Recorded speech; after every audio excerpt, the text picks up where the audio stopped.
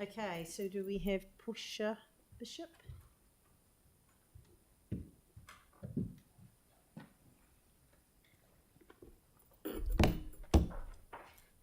Can you hear me okay? Yes, lovely.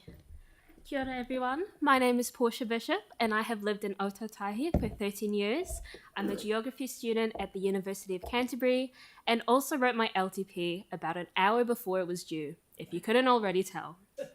Given that I left it all until the last minute, I didn't speak about everything I wanted to, but here I am today going to speak about how saving now, spending later, and leaving investment until the very last minute will only cost us more.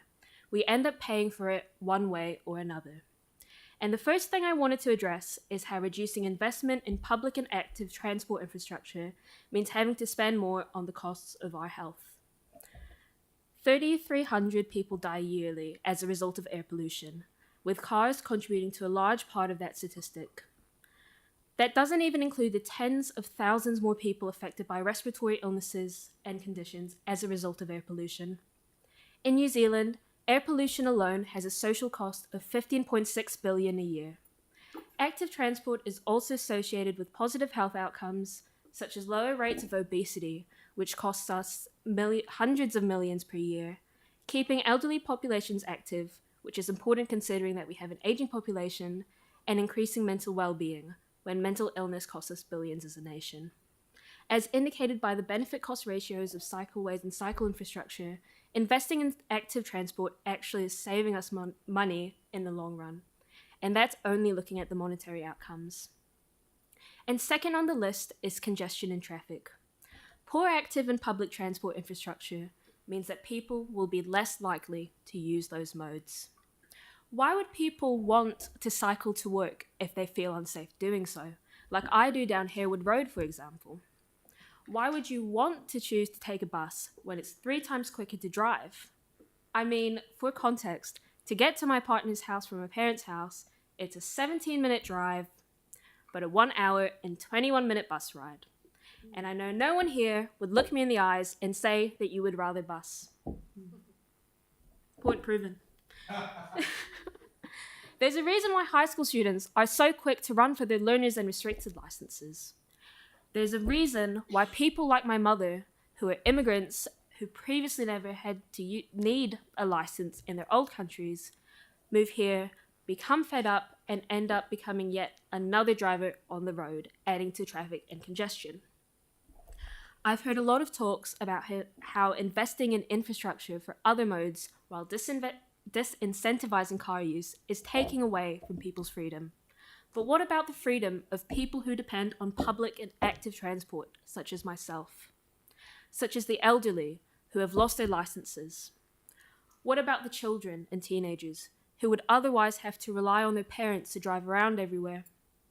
What about the disabled who were never able to get their licenses to begin with? Does our freedom and agency not matter too? Other transport modes need to be as attractive as the car, if not more, in order for people to seriously consider it as a choice.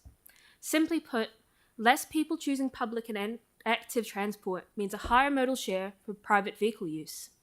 And what this means is more space taken up by cars on the road, which leads to the traffic congestion that everybody here is quite familiar with. Now keep in mind that our population is only going to continue to grow, which means that if we don't start investing in this infrastructure as soon as possible, that problem is only going to get worse. Do you really want to leave this until the last minute when it's only going to be even more expensive to implement? And just on a general note, is it really a good idea to look at the price tag of a project or a plan and discard it just because it looks too expensive on the surface? Cycle infrastructure, for instance, may seem like it costs a lot on the surface, but when you look at the benefit-cost ratios that I mentioned before, they're absolutely worth the investment. When you look at the price of investment into climate change adaptation projects and funds, that may seem like a lot of money on the surface, but when you consider the alternative of losing billions to damages as a result of climate change, are you not saving money in the long term? As I said a few times in my written submission, save now, spend later is not a good method to follow.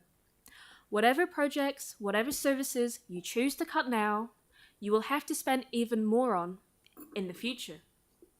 And who will be paying for those extra monetary costs? Who will be paying for the social and health costs?